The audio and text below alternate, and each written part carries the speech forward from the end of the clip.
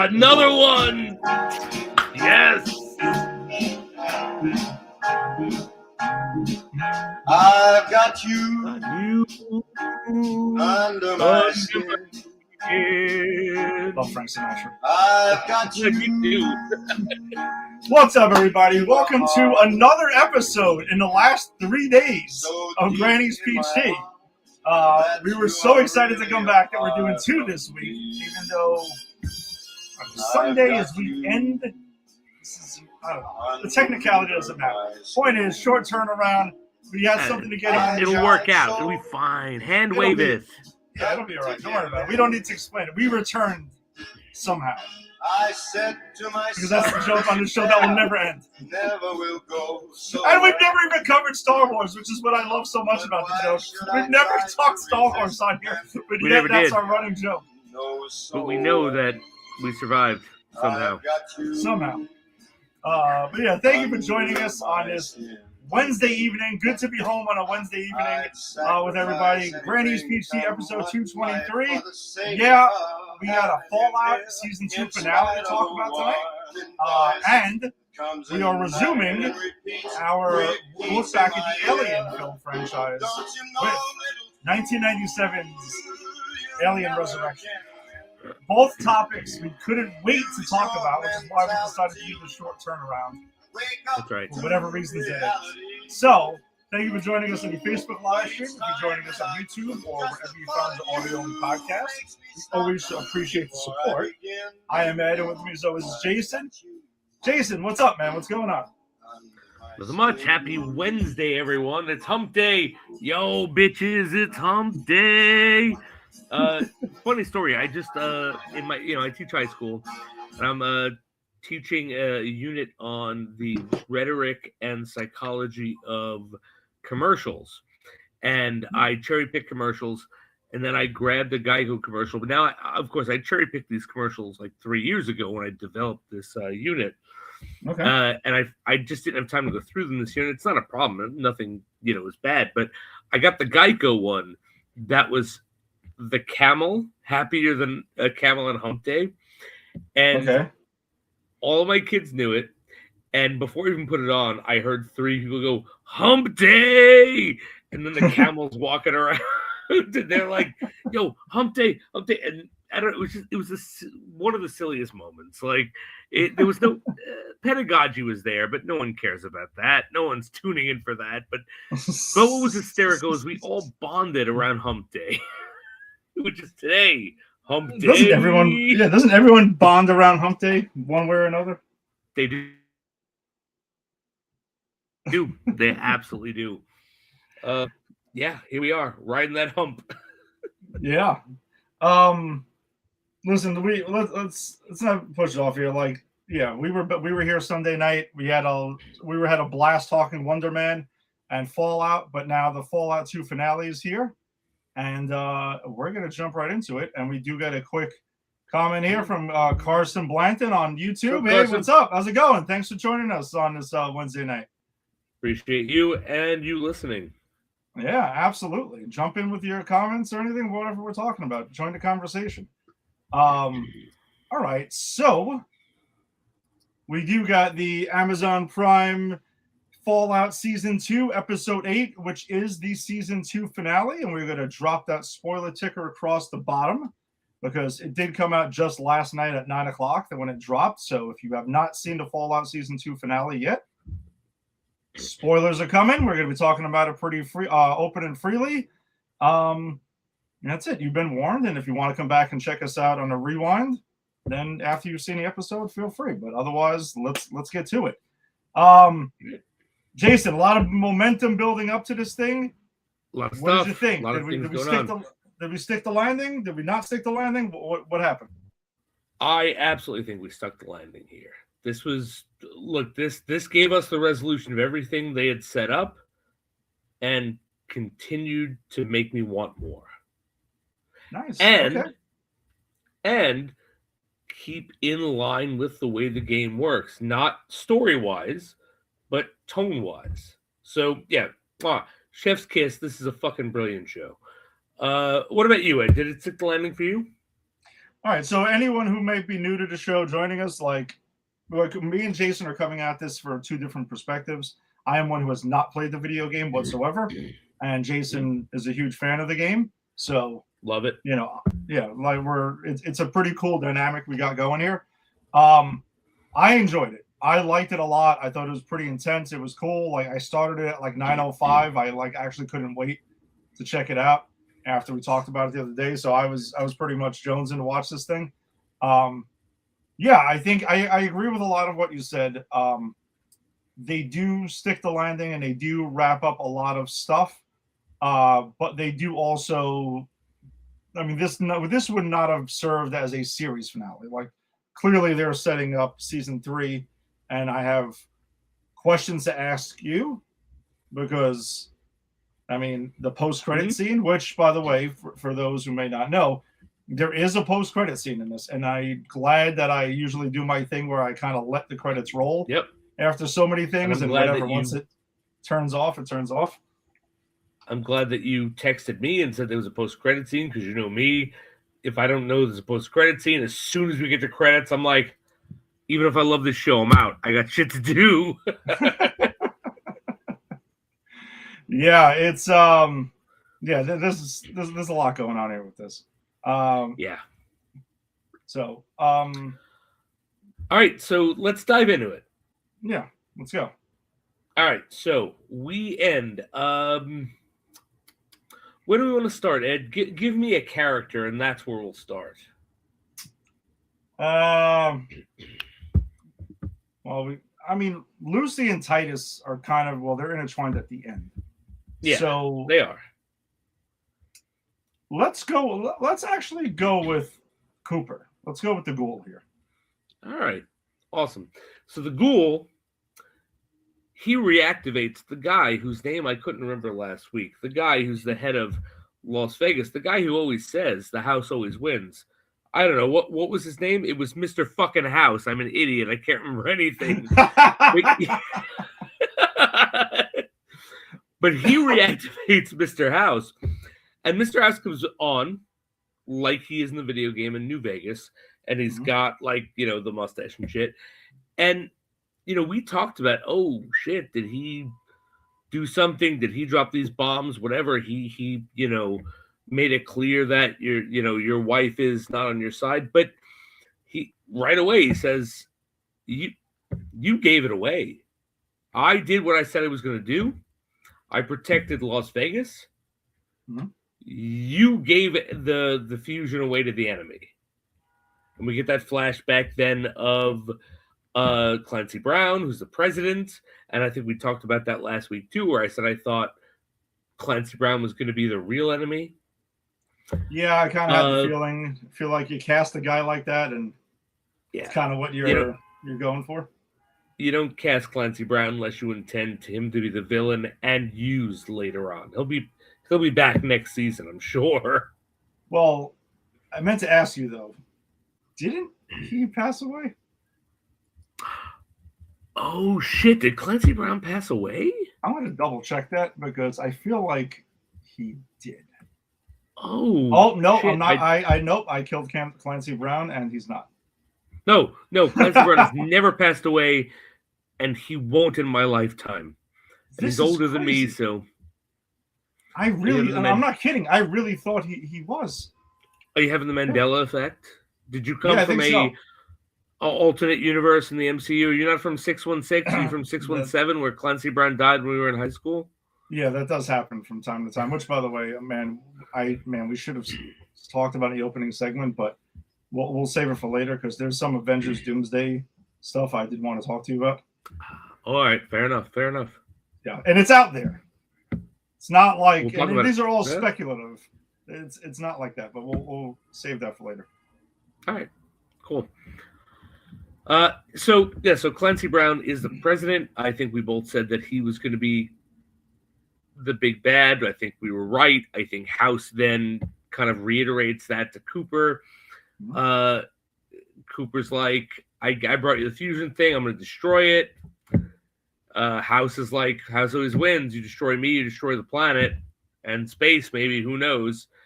And Cooper's like, what the fuck's my family? And House is like, I don't know, but I'll let you in the vault. No? I'm going to stop there for Cooper because I want to wait till they all intertwine to get to the end. Fair enough. Anything I missed with Cooper? No, that's it. I mean, it was that pretty intense scene where during the flashback that I did want to bring up, where he takes the fall for his wife, so then she can, and I mean that leads to what we know happened. You know, some of the things that happens because we know he doesn't end up in a vault. We know he doesn't isn't protected or anything like that. So yeah, basically it looks like the government, like cops and everything, are closing in on them to take in his wife, and he takes the fall for her. And kind of like a heartbreaking scene there because she's telling him not to do it and everything like that. And then boom, he ends up taking the fall right there at the train station. And yeah, that was, I mean, it's funny because my views of the Ghoul have really changed a lot this season. Like they very much humanized him a lot now. And it's like, all right, he's a bad dude and everything like that, which he even reiterates, but he has motivations, you know, that are clear now. And it's like, all right. Yeah. Sometimes good people will sort of certain things based on, we still don't know how he got to exactly where he is. Like there's still other shit I'm sure we still got to learn. Yeah, but we can fill for the most part at this point. Yeah, exactly. Yeah. So and I realized too watching this when they showed the recap. That's why I've got to watch the recap all the time, at least in this show, because it's made me realize shit. And part of what it made me realize was, when Cooper says you want to save the nicest or the best person you ever met, you got to give this to the worst person you've ever met. He's actually not talking about himself. He's talking about Mr. House. Yeah. And I didn't realize connect that until now. Right. I didn't realize that. And I didn't connect it until I was watching it, watching the newer episode, and I watched the recap, and I'm like, holy shit, yeah, no, so Cooper himself, not a good guy, but not a terrible guy. And I love that moment of we're supposed to think it's him. Yeah, absolutely. We do got a couple of comments here on YouTube. What we get to from My Grave Found Friend in 9958. Some of this. Are you gay boys? No, not that there's anything wrong with that. Are you coming on to me? Are you interested? Perhaps I don't know who you are. I mean, some smiley faces, but I guess this was also chimed in when we were discussing the characters. And maybe we will go ahead and we can go with Lucy next. All right, we can take requests here. I mean, yeah, we can. Yeah, I thought that was fair enough. All right, so Lucy's journey through this episode. So Lucy, last we saw Lucy, she has handcuffed her father, Hank, to the whatever it was in the kitchen, and she went to the stove. Yes, thank you. She went to kill the mainframe, and she realized the mainframe was that senator that had really good intentions. Yeah. And the senator's begging her to kill her, and she does. Seems like we've gotten a lot of that recently. Even Lucy says it, besides Fallout, but in the other thing we're watching. What's that? It seems like we're getting a lot of characters asking main characters to kill them. Yes. We get that in Fallout, and Lucy points that out. And then again, on the other hand, we're rewatching Alien, and that's in the director's cut of the first one. It's in the second one, and it's in the special edition of the Alien Resurrection also. Yes, it is. Yep. Yeah. So this is a recurring theme. It's funny how it all lines up, right? It always lines up, and I assure you again that it's not planning like that. We're not that good at the planning. We don't have time to think like that, you know. No. Next level, but 4D chess shit. Seriously. All right, so we get Lucy then kills her, and I think this is big. This is huge. Because it's the first time that Lucy, the Vault Dweller, and this whole season has been exploring her changing, how the surface has changed her. That is a literal conversation she has with her dad. How the surface changes you. And how the surface changed her is she's able to realize her dad's bullshitting her, put him, fucking handcuff him to a stove, and go. And when she gets this, she kills her. Yeah. And now she's open to that, right? Like, I feel like Vault Dweller Lucy definitely wouldn't have done that before. She maybe, if this happened earlier in her journey, she would have spared it and found a way. Yep. But because that was her, right? But we saw her kill out of necessity for the first time this season when she kills the guy in the shop who wants to, or not wants anything, just who killed the guy who owned the shop that she was trying to steal from. Yeah. She kills him. That was out of necessity. It was out of survival. This is the next step. This whole season is about Lucy becoming less of a vault dweller and more of a surface dweller. And I think even the end shows that, because so she gets there, she kills the senator.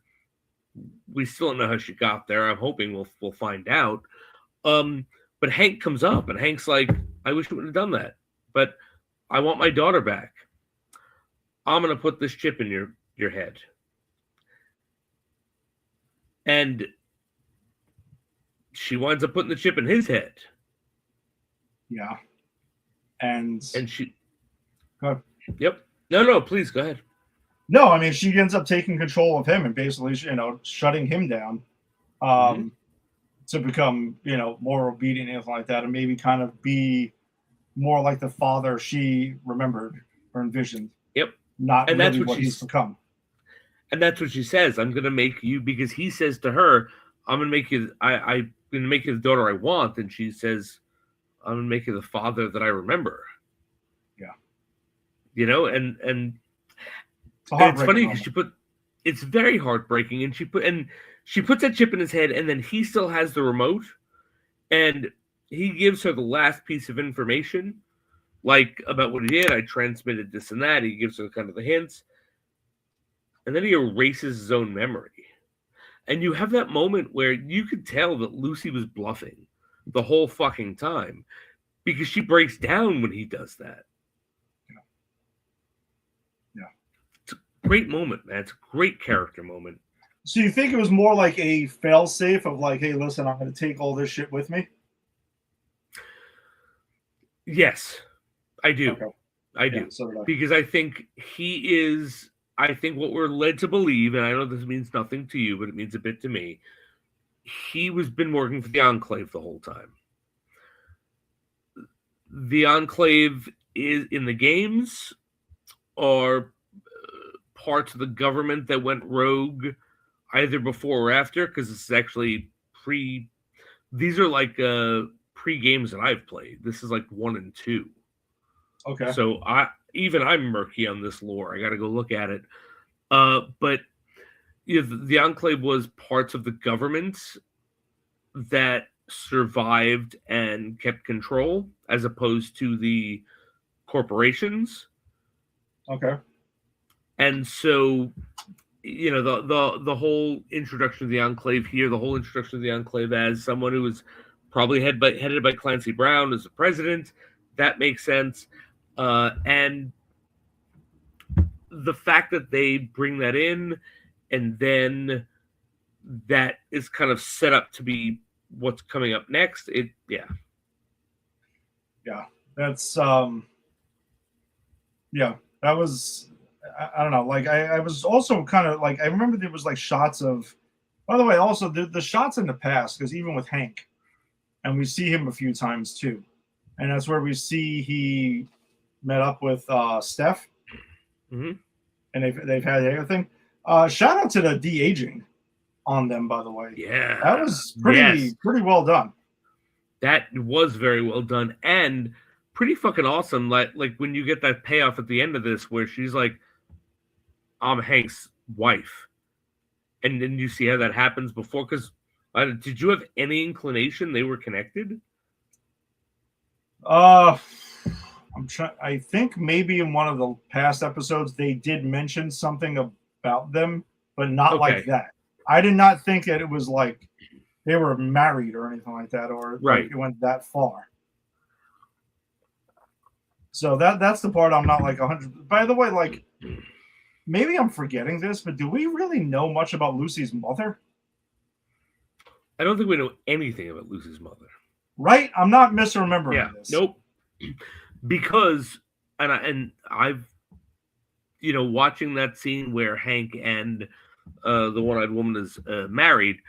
I actually thought, could that be her mother? And I went, no, they were thought out differently. So like, ahead of each other. So there's no way she could be the mother. Yeah, I was trying. I have no idea. Thinking of that too. So I wasn't really sure, Because I wondered. I'm like, was that like staring me in the face the whole time, and I didn't even realize it? Yeah, no, I don't think that could be, because I think she's thought out in the first season, right? Like she doesn't start being. I gotta rewatch. The first season. Yeah, I mean, I don't think it. I guess I'll take your word for it. I don't think it necessarily is, but damn, that's. I didn't know that they were like together though at some point. Yeah, me neither. But the fact that she's able to call in whatever the hell she's calling in, I have theories. Okay. Supported by the game, which we'll get to at the end. But the fact that she's able to go, I'm Hank's, wife, call in the strike or whatever she says, that's a big twist. Okay, and I guess we also have the Legion. The Legion.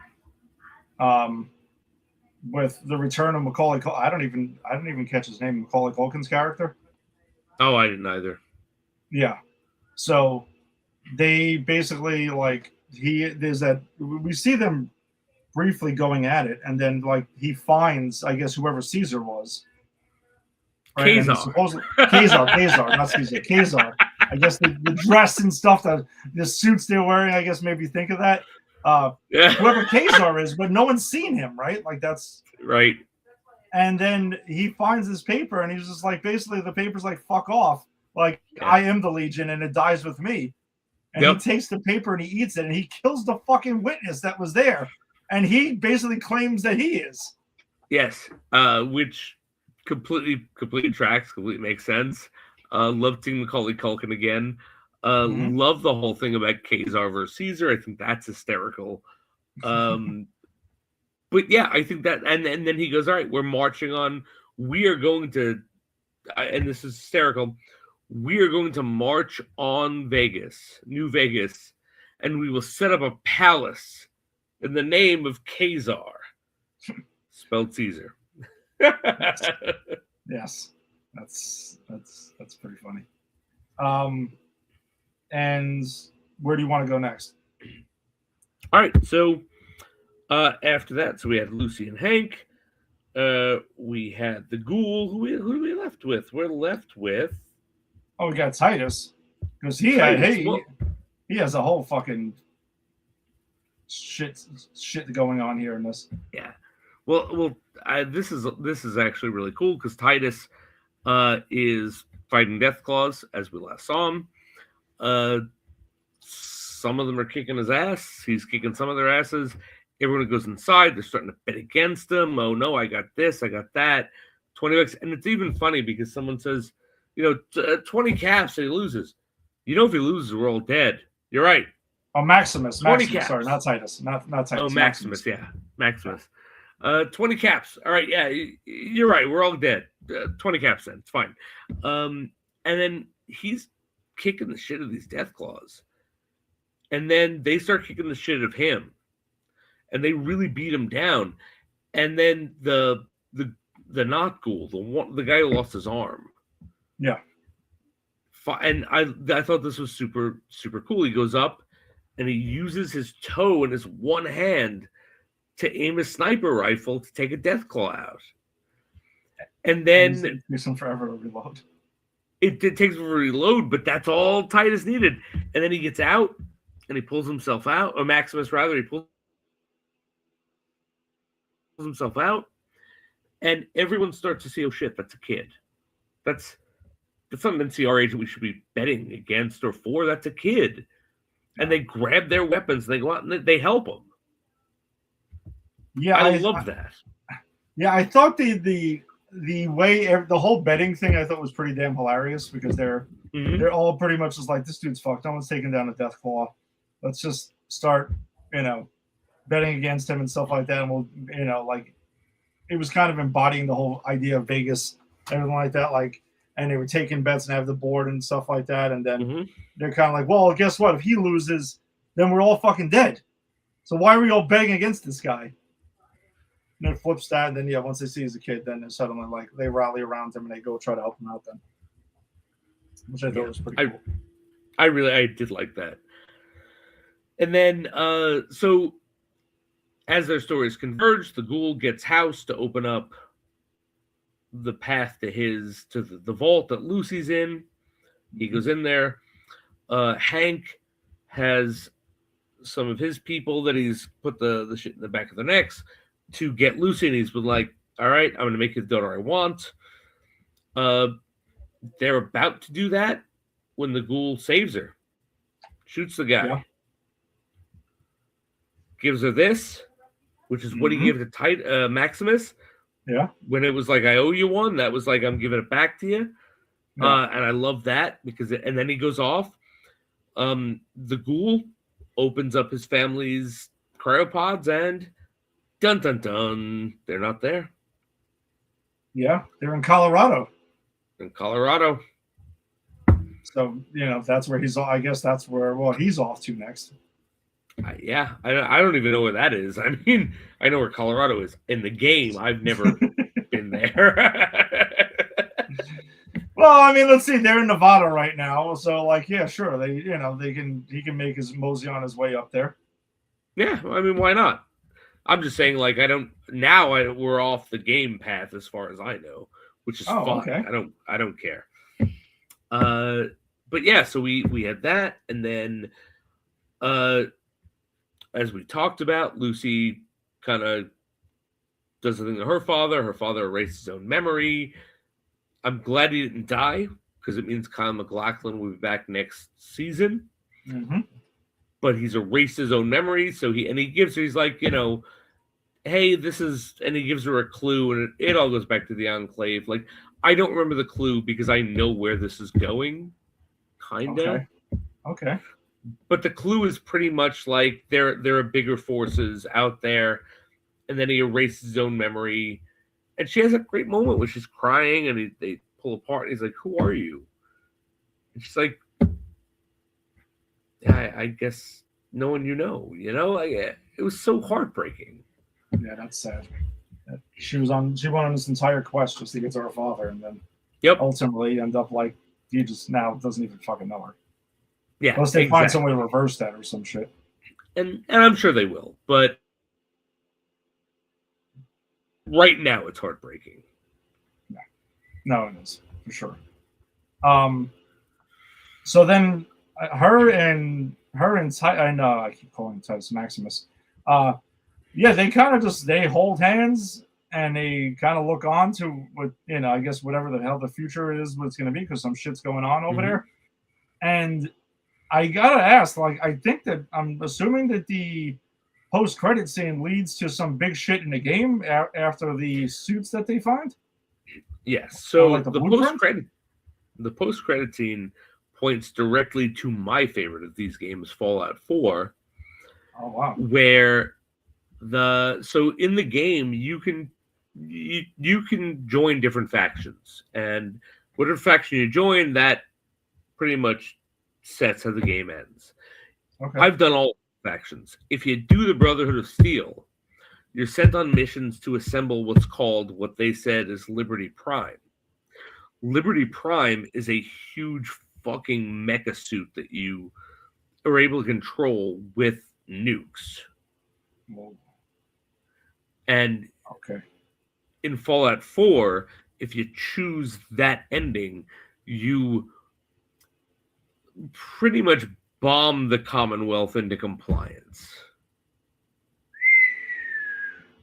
So that's where this is heading. So that's what Quintus is trying to do here, and I think that's what we're exploring next season is Liberty Prime and the cost of power. Wow, that's some big stuff going on there. Okay, now I know why there was like a big setup and stuff like that. Because I mean, based on the blueprint it shows, obviously I figured this would be some super powerful thing, Yeah. and I just guessed it was from the game. So Yeah, that's pretty cool. And there's a couple things I want to point out now that we're at the end. Unless, is there anything else you want to touch on before I? No, we're All right. No, we're good. All right, so I want to point out a couple things from what I know about the game. Okay, so one of the lines we didn't really talk about because it was so small was the Lucy's brother, who's like, with the cockroaches, right? Yeah. And then great scene, rad roaches coming out, slitting throats, killing people, complete end of the game. 100%. I realize after watching this, what's going on with his vaults are they're turning him into super mutants. Oh, okay. So you nailed it. You were right about that. Yep. FEV, forced evolutionary virus. That is what causes the super mutants in the game. That is what he sees on that screen. That is what he's arguing with them. That's why he doesn't leave, because he realizes it's fucking bad. So I think when Cyclops at the end calls in phase 2, she's calling in, turn these vaults into super mutants. Oh, wow. Wow. So wow. So we got super mutants coming. We have the fucking new. Yeah, so that's my thought on that. I could be wrong, but everything points to it. Okay. Wow, that's big shit. Yeah, no, that's pretty big. Then Hank, before he himself, right before he erases his own memory, he says, "I've sent things out there, things you'll never detect." Right? Yeah. In Fallout 4, now that I know we're going for Fallout 4 because of, well, a couple of things, the super mutants involved as well as Liberty Prime, but there are things called synths, which are robots, and the highest form of those robots are robots who can blend in. They look and appear human, even think they're human. And those are a big threat in Fallout 4. So I think when Hank was like, I sent things out there you won't even be able to find, I think that's what he's talking about. Wow. Okay. So there's a lot of Fallout. So yes, how many Fallouts are there? 5 or 6. There's so there's got a lot to draw from. Yeah. There's 1 or 2, which I think 1 and 2, which are the earlier games made by a different company than the newer ones, where I think that's where the Enclave was big. And the Enclave's whole thing, and that was the other thing we'll talk about, was it was the U.S. government that kind of took over after the war and became this pretty much what we saw there, which is like we're controlling shit. We're engineering, controlling shit with the U.S. government. Oh, okay. And there's 3, which introduces the vaults as systems of people living and what would happen there, and then there's 4, 5. Yeah, there's about 6. So yeah, there's about 6 of them. They got a lot to draw from. Yeah, it's a lot of source material left. All right, that's good to know. All right. Anything else on this Fallout finale? I mean, this is pretty good. And hopefully they keep the pace up and we get it by the end of this year, where we get season 3. I hope so. Yeah, I loved this. I loved every minute of it, and I cannot wait to see where we're going next. Yeah, I mean, based on what you're telling me, I mean, it seems like there's like really crazy shit coming. Like it's getting crazier as this is keep going. Somehow. And it's all in the lore. That's the thing. This game is so brilliant. This game franchise is so brilliant. This is all written in the lore. They're filling in the character and the story, and this is how these things should be done. You take the lore and the story. You take the lore, and the aesthetics Mhm. from the game, and you film the character and the story originally, and just make sure it all makes sense. Oh, nice. Good stuff here then. We got another comment dropping here too from Stephen Cooper 3920. I'm so impressed with the show. Thanks, dude. Thanks for joining us out, and hopefully, you're having a good time. And again, like, drop in comments whenever you want to go in and keep joining the conversation, man. Glad to have you here. All right. So then that will take us to our next thing. So again, if you've been with us, you know that we're going ahead and looking back on the Alien film franchise. We took a break last week. Well, not last week, a couple of days ago with our last episode with Wonder Man. 3 days ago. 3 days ago. The whopping 3 days ago that was here. But we were back on the Alien train now here, and we have Alien Resurrection. Since Alien 3 was our last film, this is the 1997 film here that was written by Joss Whedon, who is all in our wheelhouse here, as he wrote and directed the first two Avengers films, Avengers and Avengers Age of Ultron. Jason, you're a big Buffy fan, so I mean you're familiar with Joss Whedon. Joss Whedon also wrote a run of X-Men as well. He did. Yeah, there's been a lot going on with him. He also wrote a show called Firefly, right? Firefly, which, as I texted you, I think, and we'll get into it as we go through. This is his Firefly. Prototype. Yeah, like he put, like, I'm watching this going, he used this in Firefly, he used that in Firefly. Oh, that worked in Firefly.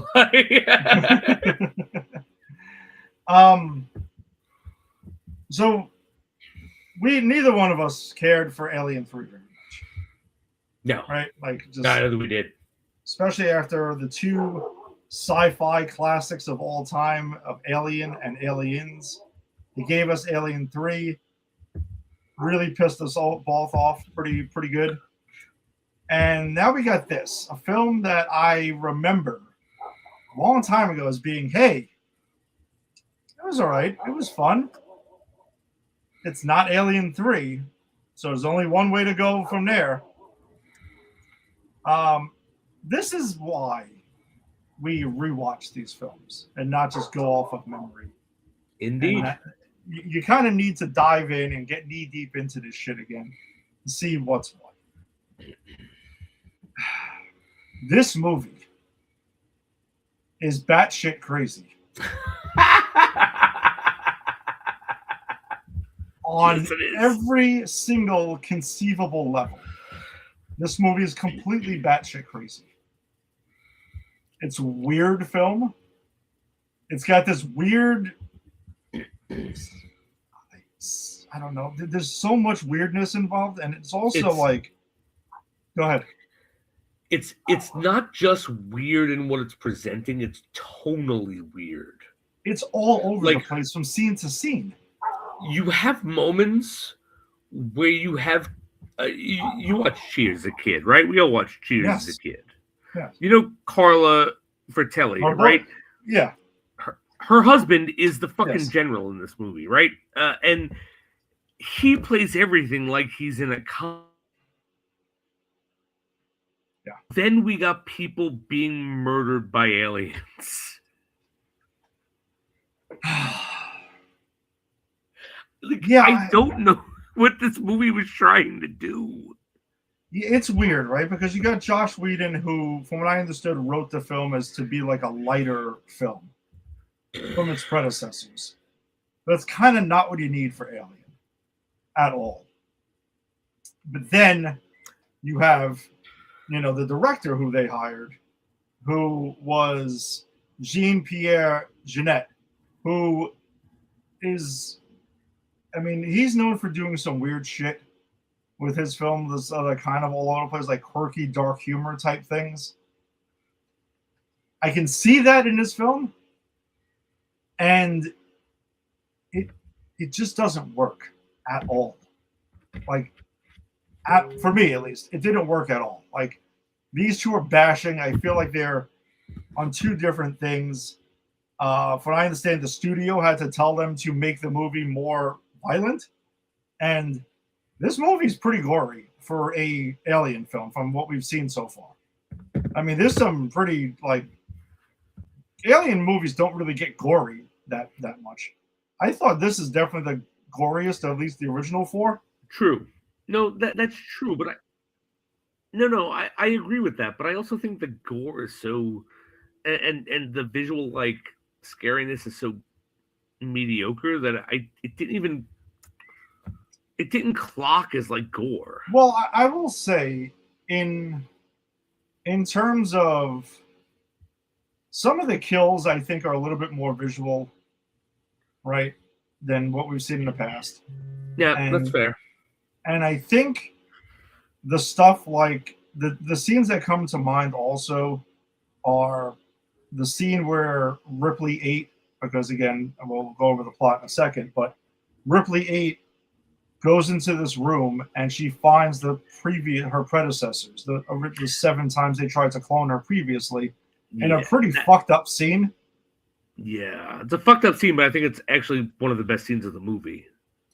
I agree. I don't disagree with that at all. And that's where we get the one that she sees that's the closest to her, that's telling her, begging her to kill her. And she takes the flamethrower to it. Yeah, so it's a theme in these movies. And also the ending with the newborn. Like, the newborn's death, for whatever way you think of the newborn, but the newborn's death is so crazy, and it is pretty gory. It's a gory version of the original way that they took out the alien in the first movie. It is, but this is what I mean about the CGI being so bad. It's like the newborn gets sucked out of the airlock through a hole about that big, and it. All right, what's going on the other side of the airlock where the newborn's like, wah, wah, wah. I think the newborn looks like shit. Yep. To be honest with you, I think in the light that they posed on, you could see the human being behind the mask, which was really fucking bad. But also in this moment, you get like, well, go ahead. No, go ahead. Well, finish your thought, because I do want to speak on that, because I think that was by design. Okay, fair enough. But then, like, you're getting it being sucked out into space part by part, and that's a cool idea, except everything that is physical, like, effects are great, and everything that is not looks like a fucking PS2 game. I mean, yeah, I'm not going to defend that at all.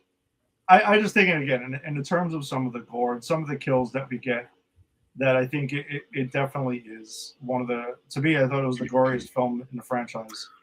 Again, to this point. I'll give that.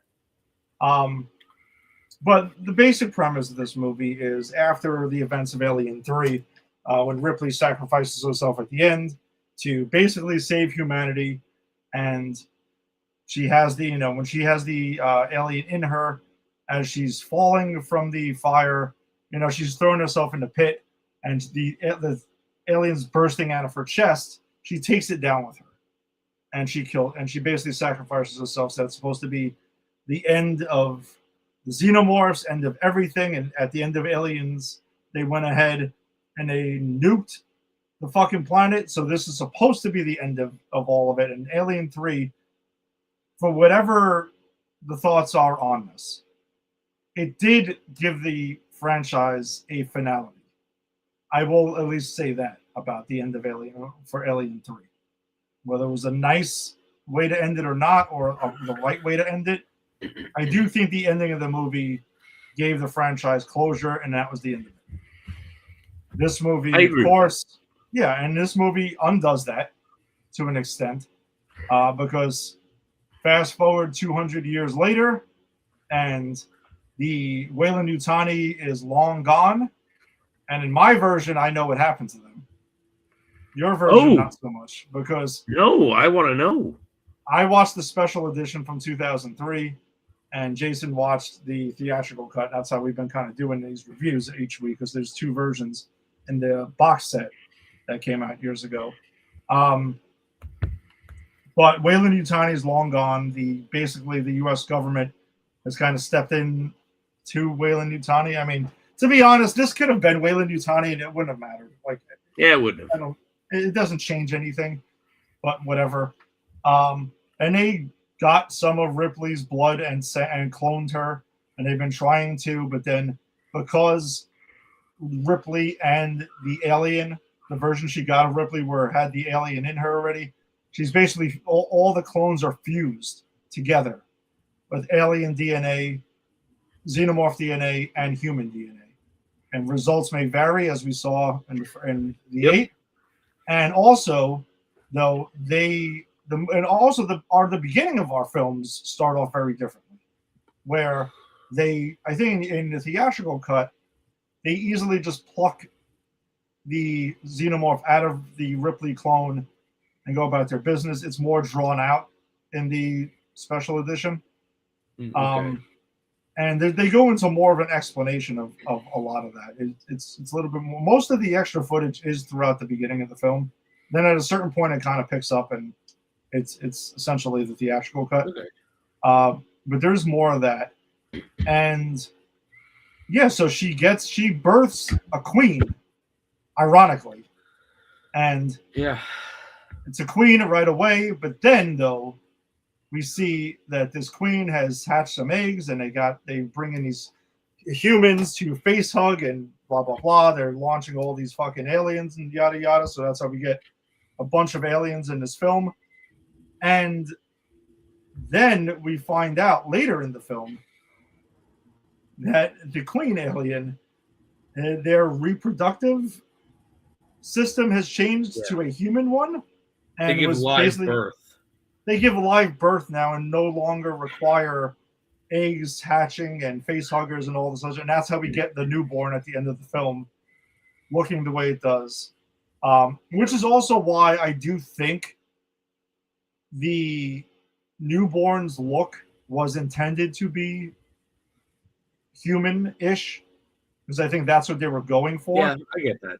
Right? So, because you do see the eyes, and it looks like, like it kind of has this like somewhat doughy eyes to it. Yeah, it is disturbing to look at. It is. And I also, from what I understand too, and I was done some research on it, where apparently the design of the newborn, it was supposed to have mixed, spliced human genitalia also, and they took it out. Like they actually filmed it like that, and they took it out because they thought it was too much. I'm so happy they did. I didn't want to see spliced alien human penis or vagina, whatever the fuck you want to call it. Yeah, I'm good. Like I thought the newborn, for whatever this, I don't like the design of the newborn either. It is a disturbing thing to look at, and I do think that was the point. 100%. Yeah. So it goes ahead and murders the queen, and then takes Tom Ripley as like that's its mother and stuff like that. So I don't know how that worked either, because I mean she literally just gave the queen just gave birth to this thing. I don't know. I'm gonna say this, Ed. That was weird. Amongst the many other things. I think the first 2 acts of this movie are very good. Oh, okay. I think the 3rd act of this movie ruins it. Okay. Like, I like the idea of I actually disagree with you. I don't think it undoes or ruins what happens at the end of the Alien trilogy. This is them going, all right, you know what?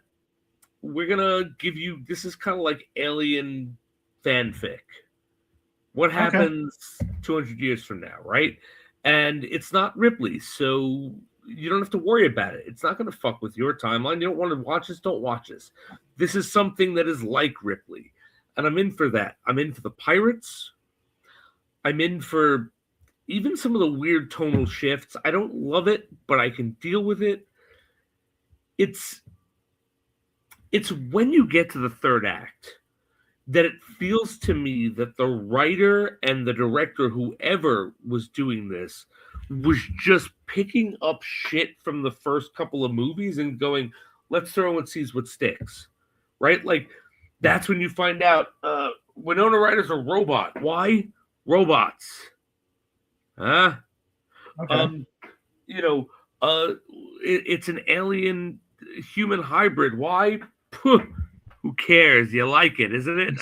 Look at its eyes. I just feel that like it starts off with decent sensibilities. Not a great movie. It starts off with decent sensibilities and it evolves in, but what if? But what if? Hey, you've seen this. Hey, whatever fucking shit we throw at you, we'll see what sticks. And by the end of it, I'm just like, I don't care. The third act does really jump off for me, the third act jumps off the rails to another level. I do agree with you on that. I think when I say it undoes the third movie, I mean in terms of, hey, the xenomorph is done. It's over. Right. Ripley accomplished her somewhat life goal and trauma through the first three movies and found a way to end this fucking thing by ending it with her. And again, to me, that just that portion of Alien 3, I'm like, okay, this can give some finality to the series.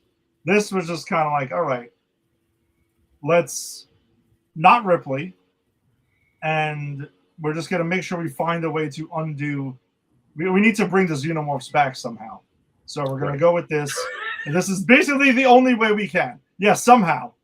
But guess what, though, Jason? This movie explains how it happens. You're right. They go, somehow the xenomorphs return. Let me explain how. Let me explain how. And guess what? It's a simple explanation. I will admit that. Yeah. It is a simple explanation where I'm like, I'm not arguing with it. Okay. Yeah. Fine. I don't know how 200 years later you got Ripley's DNA. That's a question that I have. Exactly. What's with the 200-year gap? I don't know, but they at least tried to explain it. They tried to explain it. Unlike other franchises who just didn't bother and literally just said somehow. Somehow. Star Wars. We're looking at you again. Fuck you, Star Wars. But that last one anyway. But I will say this. I think the best part of this movie for me, and this is the part that kind of reminded me of Alien Earth, which is important to bring up because this movie I know what you're going for. Originally was supposed to be aliens come to Earth. Yeah. And you can kind of see that where it's like we're on this ship with xenomorphs and they're going to pick us off and kill us, but we're headed back to Earth. They just kind of forget about that. It just doesn't matter after a while. But the scene where the xenomorphs are in this cage together, they look at each other, and they decide to kill one to use the blood to get through the floor. I mean, that's a great scene. I think that is one of the redeeming values of this movie, and I think that's Alien Earth. That's what Alien Earth looked at and went, that's what we're working with. Yeah, I will say that wasn't that scene. I think just that scene is just that part of that scene doesn't bother me. It's the doctor doing his weird shit against the glass that I thought was bizarre. Oh, you mean? Yeah, we didn't even talk about God. We didn't even talk about Brad Dourif, right? Yeah, Chucky himself. Yes. Having this weird. Oh God, I forgot. Yeah, and I just saw this the other day. Having this weird like. Tortures him with ice, which we see actually fucking legit murders a person if it's not a xenomorph, it's a person, they're dead. And I'm okay with that because that's scientists. Scientists, fine. I don't like it. I get it. And then he does this thing where he puts his head against the glass, like maybe he's trying to think with it, and I get it. And then he makes out with the glass, pretending he's making out with the xenomorph, and I'm like, what the fuck is going on here? So I'm glad you brought that up because there's also something that is a weird thing throughout this entire film. And I know in the special edition, I got more of this than you did. Again, when I looked up the differences between both. So I got way more dialogue that kind of leads to this and lends to my perspective of it. Okay. There is this bizarre sexual thing going on throughout most of these characters that makes absolutely no fucking sense and goes it goes nowhere in this entire film. Like, the most blatant one is later on in the film when Ripley inexplicably has the line, quote, "Who do I have to fuck to get off this ship?" Oh, that's in the theatrical as well. No, that is. But Yeah. leading up to that, there was a lot of things between the crew where you get between the crew that's going on here, where you get Elgin, who's played by Michael Wincott, who is of Blade. He was the villain in the original Blade film. I'm sorry, Blade in The Crow. Yeah, that's right. His Big Show, right? Yes. He's there with his girlfriend where they just have this weird thing going on. I think her name is Hillard. And they have some weird shit going on, like whatever, they're together. Okay, fine. But then you also have Ron Perlman's Joner, who's also making weird comments towards Winona Ryder's call, who he doesn't know is a synth until later on. And then he also has more like, oh, I almost fucked you, this and that. I'm just like, this seems like these pirates were going to have some weird orgy before this story got in the way of it. No, you're right. And even when they get there, right? Because that Joner character, when he's like flirting with Ripley and Ripley's like got the ball and she's passing it back. And he's like, I know other things we could do. It's so weird and unnecessary.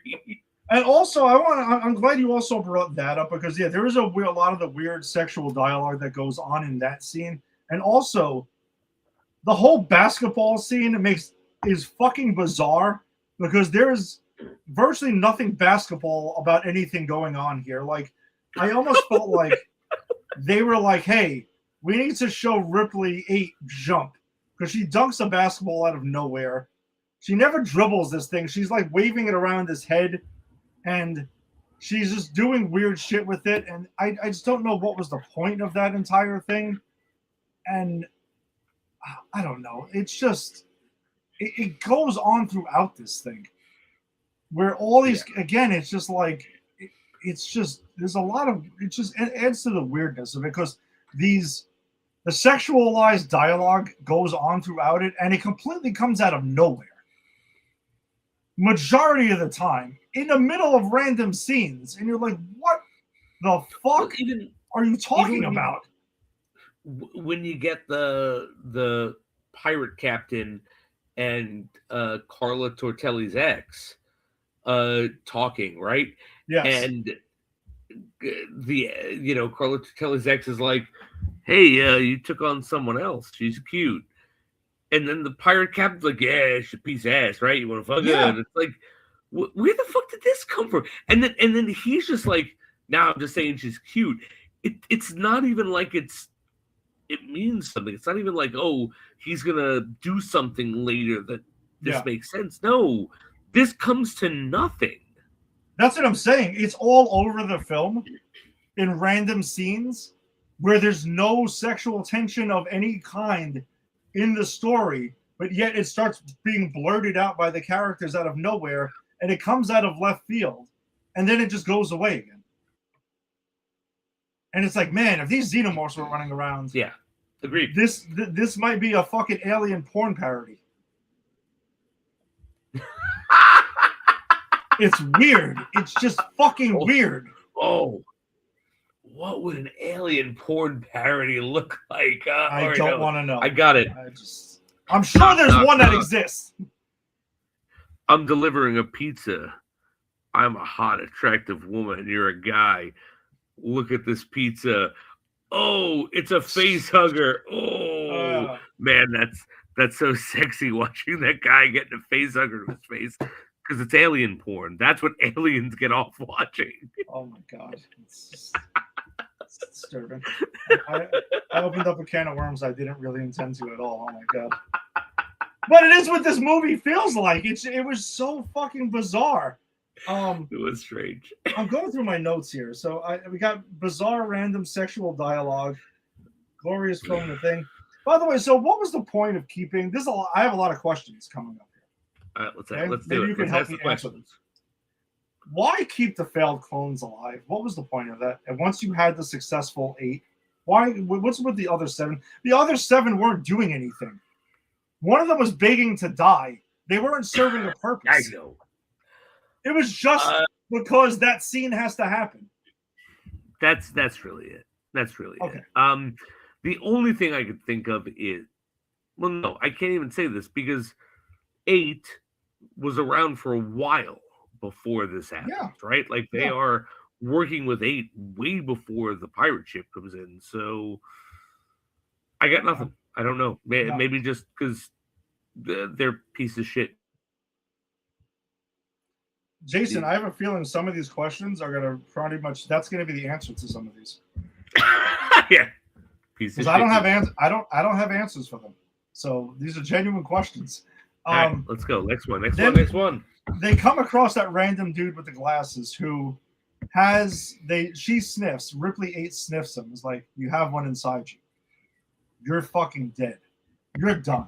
She knows this. She's telling him straight out. Everyone there is in agreement. But then they decide to keep him alive.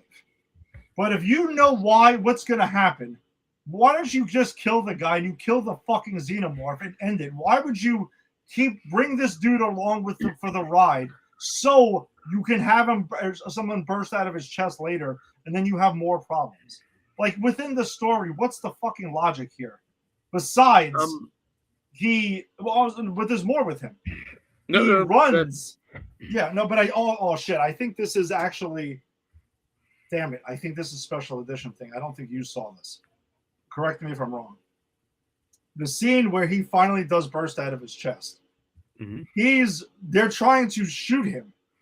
They're shooting at him, and he's getting shot, but yet he becomes bulletproof instantly, and he's running at the fucking doctor, like the main evil doctor, the bald guy, and he grabs him, and the xenomorph bursts out of his chest through the fucking guy's head, and murders him. So number one. Yeah, all right, but I think it's drawn out more. I don't think you got the shooting part and everything. No, he doesn't get shot. He just jumps up, grabs the guy, and does that. So in my version, he gets shot from a distance by everyone and their mother. He gets shot more than fucking Alex Murphy in the fucking in RoboCop. Okay. The difference is this guy is just randomly bulletproof and just eating these things and until he gets to the doctor and does the thing. So one, why was he kept alive? Knowing what they know. Number two, why did he become bulletproof? None of this makes sense. None of it makes sense. Winona Ryder's character, who you find out is a fucking robot. Yeah. Who's there to stop the spread of xenomorphs, is the one who makes the call to keep this guy alive with a xenomorph in him. I think the movie even fucking points this out. It's so stupid. It does. And then everyone just goes, I think literally someone says what I just said, and then Winona Ryder goes, yeah, and they go, yeah, you're right, let's do it. Because it doesn't make any sense. Like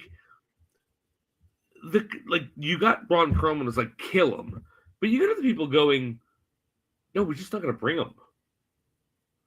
And then you go going, nah, freeze him. We're going to go through all this, and clearly we know when the xenomorph's going to pop out. It'll be when it's the least convenient for us, so we'll just make sure it's always convenient, and then we'll put him in cryo freeze. Like, it makes no fucking sense.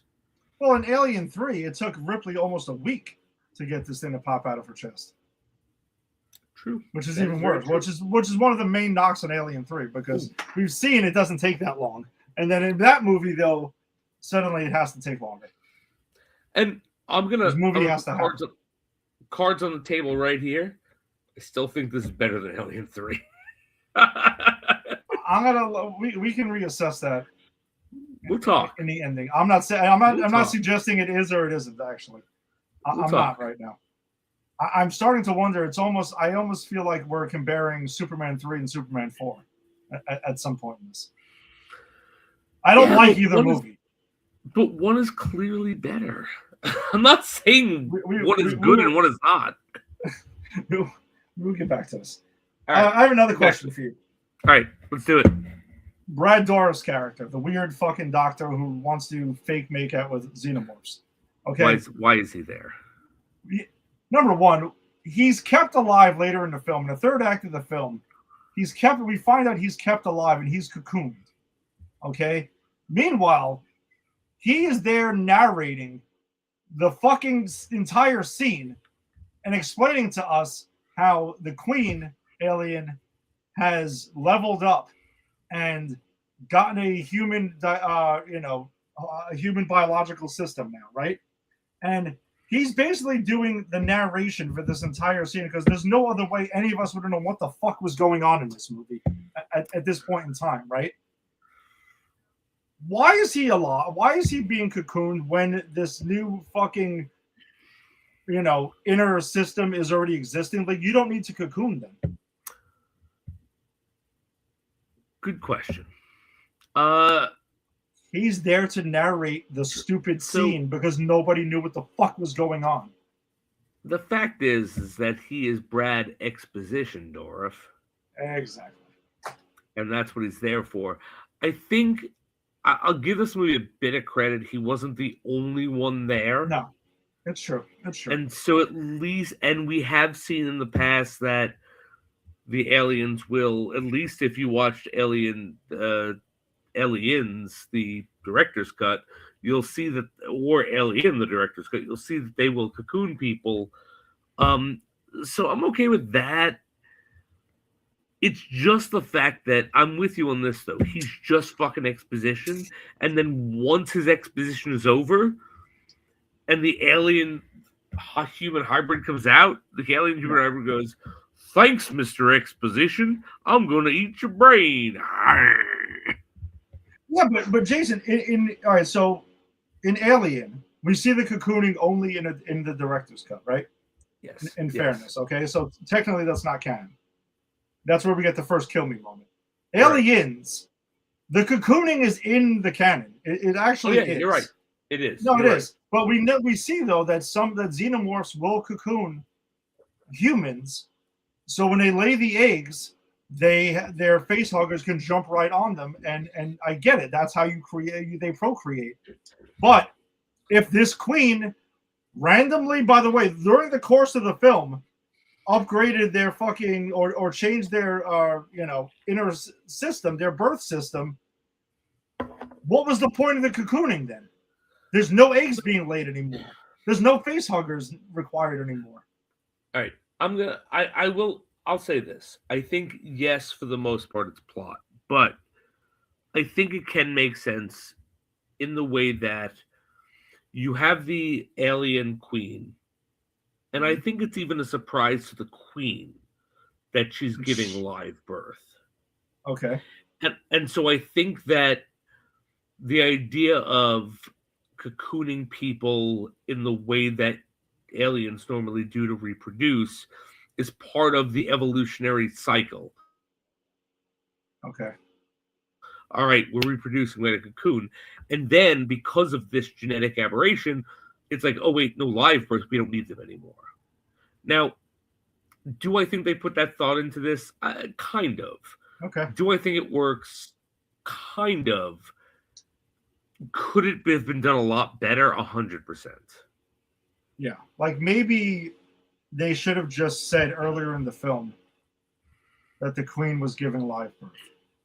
Right. And you could have just went with that, and then you don't. It's a way cleaner explanation, versus 100%. Whatever the fuck is going on here. 100%. You get those. You get Brad Dourif and the other, even worse fucking doctor who, has that moment. He's the one who like shoots and tries to kill Winona Ryder's character. Which cool scene. Like, oh, it's blocked. Give me your weapon, you fucking idiot. But like clearly that guy has no scruples. You could have just had a conversation with him and Brad Dourif, where Brad Dourif is like, we should be nice to them. I want to make out with them. And this other guy's like, yeah, no, we're making them make live birth. That's going to happen now. Like, you're right. There's a cleaner way to get there. There is. Now, the one thing I will say, the scene, the whole chase scene when they go underwater and we see the xenomorphs in water and chasing them. And I'll admit that was actually pretty cool. I agree. It was a fun action sequence. Yeah, that I will give it. That was probably that was the best action sequence we get in the film, I think. Now some of the other things that I had in my notes are differences. There are things you don't know about because they're in the special edition. Okay. Only. So, and I think I'm curious to know I'm a little annoyed that they were taken out because I get the theatrical. I understand in one way why they were taken out for a smoother runtime, but for Alien fans, kind of and our purposes, it annoyed me that it was taken out because number one, the main doctor, the bald dude, they have a conversation with Ripley, and they're in the lunch hall earlier in the film, and she mentions the company. And he says, well, the company, oh, you're talking about Weyland-Yutani. They're long gone. They were gone years ago. They went under. They were bought out by Walmart.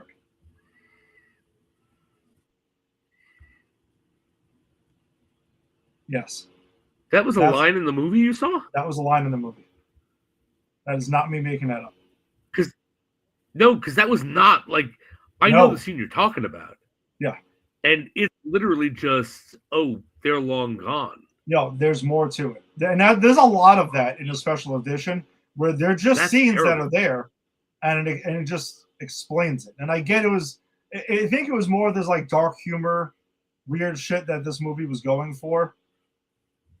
I guess that's why they took it out. But I don't know. It gave a definitive reason of why Weyland-Yutani is not around. And I still stand by the fact that for this story purposes, this could have been Weyland-Yutani or the government. It doesn't really matter. That's irrelevant in this. It did. And no, you're right. It actually doesn't matter who it is. No. And the other thing is, earlier in the film, there is a scene where they're kind of testing Ripley 8. And they're showing her pictures of things and getting responses out of her. And they show her a picture of a little girl, and she starts crying and she gets emotional. And the picture does resemble nude. Oh, not exact picture, but you can see what they were going for, like a caricature of someone who resembles nude. I kind of wish they kept that in. So do I, because there's a follow-up later in the film, which I think was in the theatrical cut, where later when she's talking to Call, Winona Ryder's Call, like they're having a conversation. She mentions that she once knew a little girl, and that's the follow-up. That's the payoff later on in the film. Yeah, you're right, and it pays off later when she grabs Winona Ryder and she holds her. Yes, and like I remember watching this movie the other day, going, "Holy shit, this clearly is referencing aliens." But I wish it was in the movie. So the fact that it was in the movie. Yeah. So that was another thing that was there too. And another thing that's in there that was a callback. They do discuss more about there's more talk about Alien 3 and what happened there. Like there's more references to that planet and stuff like that. It's just in one conversation. Also, the beginning of the special edition starts off with showing a really super close up of like metal teeth, and it's supposed to be to think the audience that this is a xenomorph, but it turns out it's like a fly, and the fly starts flying around, and then like this dude driving the ship basically flicks it and kills it. And the ending of the movie, when they land back on Earth, I think you see that they look out the ship and they just see Earth. Correct? Yes. Yeah. They land on Earth in the special edition, and they're in Paris, where you can see because the remnants of the Eiffel Tower is in the background, but it's all like wasteland. Okay. And that makes sense because they do talk about like, oh, we're going back to Earth. No, I'd rather stay in space. Yeah. Like, yeah, I think he says like it's a shithole and everything like that. Yeah. But I also think like if you're not bringing this movie to Earth, you shouldn't go to Earth. You know what I mean? Like if the xenomorphs aren't going to Earth, no one should. Yeah, well, and they have this quick conversation where they're like, "Hey, you know, the military's going to be closing in on us. They're obviously going to track us down," and they talk about like basically getting lost. And we're talking about Call and Ripley 8 are the ones who are having this conversation. You would assume they just Thelma and Louise go on a run or some shit like that. I don't know. Right. They do something. Whatever it is that they fucking do. And that's it. That's basically where the movie ends. All right, so Ed, here's the big question. Yep. Where do you rank this in the Alien movies we've watched so far? Because I already said what I thought. So what do you think? All right, so, and I know we differ slightly on this, which has been fun with this, but I have Aliens as number one, Alien number two. I love both of them though. Very different, but the genius with those things is that they took the franchise in two different directions, but it still felt like the same universe and same everything, right? Now these two, the bastards of this franchise. The bastards. They are, right? I honestly do see both of them as bastards to this because Alien 3, we went over this. You know, they got David Fincher to do this thing. Yeah. Studio interference, yada, yada. My biggest knock against that movie is that it's boring as fuck. And there's a lot of nothing that happens. There's a lot of characters I don't give a shit about. So when they die, they're just flesh bags. Who gives a shit? Yeah. And also, everything I liked about Aliens, it was like, nah, we're not gonna do that. Now, Alien Resurrection, there's plenty of guns in this movie, so I don't know what got Sigourney Weaver to get off her high horse and forget that, because apparently that's why there weren't guns in Alien 3, because money. Well, yeah, because they probably were like, hey, listen, because financially, Alien Resurrection definitely did better. It didn't like set the box office on fire, but it was a better box office than Alien 3. But here's the thing: if you are the star of Aliens, coming off of Aliens, you get to make demands. Yep. If you're the star of Alien 3, not at all. But if you're the star of Alien 3, coming off of Alien 3, you get to make less demands. Yeah. And that's it. Yeah. Maybe she got off it and whatever. But this movie is just really weird. It has we even talked about like the sexual weirdness in Alien 3, but this is like on a whole nother level. I never got the impression that everyone in Alien 3 wanted to bang each other. I think they all wanted to bang Ripley, and one of them is successful. But here, everyone's all over the place. It's bizarre. The quirky writing doesn't work at all. I don't know. Sigourney Weaver does what she can in all these movies. Winona Ryder is like a non-factor in this movie, which is weird because it's Winona Ryder. I agree. I feel like everyone is a non-factor really in this movie, except for Sigourney Weaver. I would actually, except for Sigourney Weaver and Ron Perlman, because I think Ron Perlman is bringing all the Ron Perlman-ness, and I think he actually works.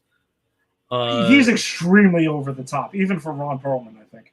Yeah, no, exactly. But I think that's kind of what this needed. And Okay. I think what you're picking up on is that everyone just It's that this is an escalated over the top Alien. This is a what if Alien happens 200 years from now? Let's get crazy with it. Yeah. We'll give you maybe 2 characters that do that. Everyone else is blah. I think that's the issue. Yeah, and I get like Sigourney. No, Ron Perlman is fucking out there, and Sigourney Weaver is out there. They're doing what they need to do. But then you get like, what's the guy with the guns? Christie, right? Yeah. Cool character. Not really much going on there. Not giving us much. You got Sigourney, not Sigourney. You got Winona outside of the fact who, he can bend bullets or bounce them off of things. And his guns are somehow part of his hands, which he says. I don't understand, but yeah, they're but then you also get like Winona Ryder, who's like, I'm not doing much, but I'm also a robot, and it's tonally so off. And there's interesting stuff here, and this is why I think it's better than Alien 3 because at least it's trying some interesting stuff. But I also think like it misses the mark so badly on some of this stuff. Yeah, it doesn't feel like an Alien movie. At least after the first two. Like this feels completely disconnected from the rest of the franchise. Now, this is also the first time we get the concept of the alien human hybrid, because that's definitely a thing that we're going to see revisited in this franchise for better or worse degrees that's here. It's there. But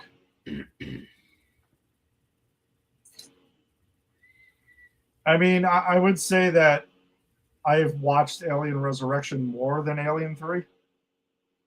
And I guess gun to my head, I guess I would watch Alien Resurrection over Alien 3. But yeah. if I'm being honest, I'm comparing a green turd and a brown turd. Like this movie, I held in some kind of fun regard, but it sucks. I almost feel like when we went back and we on Deep Dive and we rewatched Freddy's Dead, this is kind of how I feel. Like I feel the same way. Where I'm like, okay, I get it. Teenage me, 20s me was like, oh, yeah, it's okay. Like it's not great. It's got its flaws. It's got its issues, but hey, it's not the Dream Child. But then I'm like, you know something? Let's call a spade a spade. They both fucking suck. Like, right. They both suck. And especially this, when you have Alien and Aliens, and you're like riding this high, and then all of a sudden you come crashing down. Yeah, right. That's how I feel with it. Like, these movies both suck. This movie, yes, at least it's weird, and it gives me more of something. It's not boring. I wouldn't say that. I was never bored by this movie. No. I was perplexed by this movie. Yeah, I had a lot of questions. I agree. And I think that's why it edges out Alien 3, because Alien 3 is boring at times. This is never boring. This is just, what the fuck is going on? Yeah, it's just bad. It's a bad movie. And with the cast, like, you shouldn't have it. You got Sigourney Weaver, you got Winona Ryder, you got Ron Perlman, you know, whatever. Brad Dourif, he's mainly known for Chucky, so. You got Carla Tortelli's husband. Nick Tortelli is there. It's fucking bizarre that he's in. It's so weird he's in this movie. And no, it's. I'll be honest. I don't think it's weird he's in this movie. I think it's weird that he is allowed to play everything for comedic bit. It's otherwise very serious movie.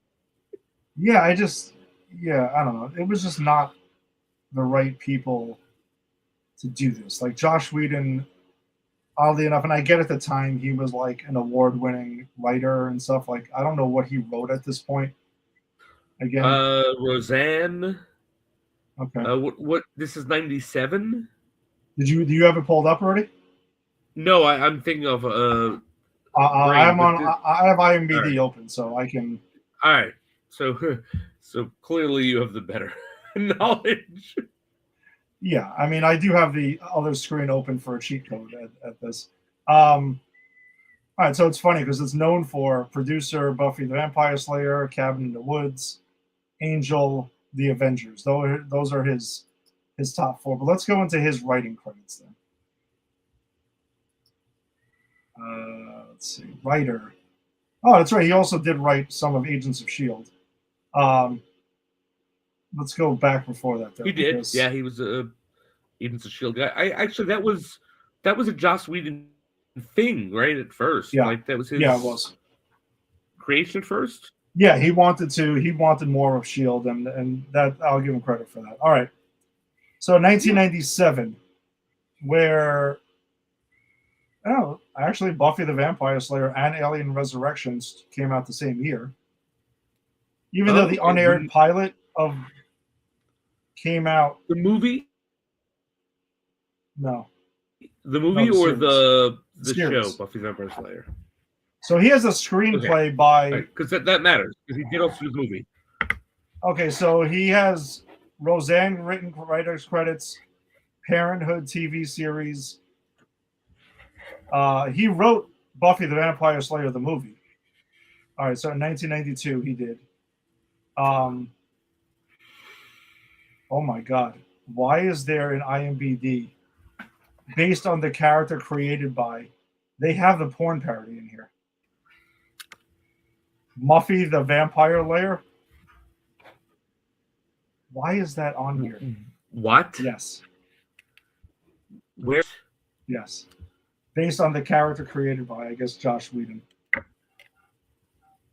That's weird. Disturbing. That's weird. Toy Story. He has a screenplay by in 1995. And then, the series. He the wrote pilot. Toy Story? Yeah, it says screenplay by. He's got a screenplay credit on Toy Story. Or at least he could pass the Toy Story. Shit. Yeah. Then he wrote Alien Resurrection. And then he wrote a screenplay by Titan AE. Then there's everything after that. Yeah, there's a lot of Buffy, there's a lot of Angel, Firefly, Serenity, Dollhouse, Cabin in the Woods. He also has a Great screenplay movie, credit. Yeah, I remember when he was announced as a director of the Avengers, I thought that was really fucking random. But you know what? I did too, but I also was a big fan of this at the time, so I accepted it. No, I mean, at the time, I'm like, cool. I mean, but then when I found that he had like comic book writing, he had a history of Marvel with that. So I'm like, all right, I guess this is why they picked him and stuff like that. So, this doesn't make work. sense. Yeah, this does. I'm just kind of very much surprised, like, that he wrote this because of all the questions and the fucking plot holes that we're finding. Like, it just seems very. I don't know. It just seems he should be. I would expect more out of him as a writer. Agreed. I agree. So, but for my official rankings before we wrap this up, I would say Aliens, Alien Resurrection, Alien 3 is still on the bottom. And then we'll see where this takes us because we still have 3 more films in the Alien proper. All right. Canon. Now, I'm making a prediction here. Okay. I've seen 2 of the 3 coming up. I personally don't think I will rank any below Alien 3. Okay. Yeah, I don't see that coming. I don't see that coming either for me. I would be very surprised. I probably vote him over Alien Resurrection too, to be honest. But that I'm not sure of because that's why the rewatch is important. Yeah. I mean, I'm going to tell you right now, there's no way on earth I'm watching Alien. I'm going to rewatch Alien Romulus and have it anywhere near these 2 because that movie is fucking awesome. So. But like Prometheus for me, I found an Alien weird. Covenant. And Alien Covenants. I don't. I think I'll eventually. I think I will rank those two over these two, but I'm not 100% sure over this one. Yeah, it depends on I those rewatch, but the other Romulus I've never seen, but God, I'm excited to because you have sold that very well. I don't see any outcome where that's not number 3 for me. Because I've had it at number 3. Like, yeah, there was at no point in time did I ever think that Alien Resurrection was above Romulus. Romulus is. I would be very surprised if you didn't agree with that. All right. So I would be too, but I'm very excited to see it. Yeah, that was to me that was a big return to form for the franchise, which I just didn't realize. Like the dip was pretty steep. This thing. All right. So anything else? I guess we wrap this up then. Let's wrap it up. All right. All right. Well, listen. Thanks for joining us. As always, if you joined us on the Facebook live stream, be sure to check us out at Granny's PhD's Facebook group. We share a bunch of stories and whatnot that do not make the show, and kind of like the thing we actually are we'll put off for a minute. I know we had some Avengers Doomsday talk we wanted to get to, but we'll save it for next week. Also, if you're checking us out on popculturepros.com, check us out at on YouTube for popculturepros as well, where we share a bunch of other episodes and everything like that, and other cool shows that are on the network as well. And wherever you found your audio-only podcast, subscribe to Pop Culture Pros. Jason and I will be back next week. No series at the moment. We got a little bit of a break from there. So it's all about Prometheus. All right. That's a big conversation to have. And honestly, that's what I really want to talk about. So I'm glad that that's the whole episode. Yeah, the next couple of weeks we got Prometheus, then Alien Covenant, and then Alien Romulus. And then the 2 non-canon Alien movies. We get to have fun watching again. But you never know. Fun. We'll see how it goes. That's fun is a suggestive term. All right. So, hey, listen, we'll see you next week then. Peace. Later.